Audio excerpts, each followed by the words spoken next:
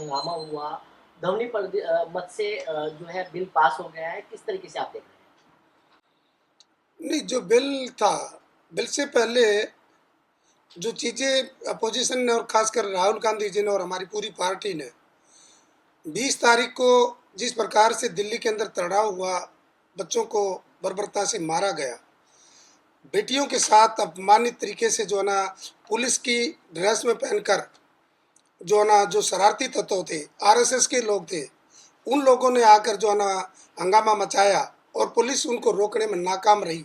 यही तो आकर हम मांग कर रहे थे कि भी होम मिनिस्टर आकर जवाब दे कि भी जो गलतियां हुई हैं पेरेंट गन से या और दूसरे हथियारों से या जो है आंसू गैस के गोलों से क्यों मारा गया, क्या क्या कसूर था बच्चों का? बच्चे अपने क्या मांगने आ रहे थे? बच्चे यहाँ कोई लड़ाई झगड़ा करने नहीं आ रहे थे, बच्चे अपने भविष्य की चिंता कर रहे थे। वो देश का भविष्य है, वो मांग रहे थे कि समय पर भर्ती हो, वो मांग रहे थे समय पर जो है ना हमारे एडमिशन हो, पारदर्शिता तरीके से हो।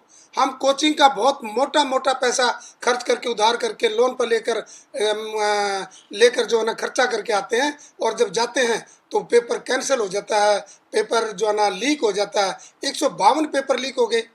तो क्या जो कानून की जिसके आप धनोमति से कहते हो पास हो गया, क्या आज तक भारत आज़ाद होने के बाद, भारत का संविधान लागू होने के बाद क्या देश में एग्जाम नहीं हो रहे थे? क्या एडमिशन नहीं हो रहे थे? क्या भर्तियां नहीं हो रही थी? क्या देश में कानून नहीं था? तो इतनी जल्दबाजी क्या थी कि उस कानून की न होने की वजह से क्या नकल इसलिए हुई? अब कानून भी बना लिया। बिहार का जो सरगना पकड़ा गया था, बार बार पकड़ा गया था, तो सीबीआई नोराबी ने क्या कहा कि उसमें कुछ नहीं है। आप कसूरवार आदमी को पकड़ोगे नहीं, आप अपनी ड्यूटी पूरी करोगे नहीं, जवाबदेही आपकी नहीं होगी, तो क्या कानून कानून बनाने से बात बनेगी? लेकिन क्या आप राज्यसभा में इस बिल को आप समर्थन करेंगे, जिस तरीके से राज्य लोकसभा में तो पास हो गया? देखिए, आज भी हम मांग कर रहे थे कि अमित शाह होम मिनिस्टर सदन में आए, सदन से क्यों भाग रहा है?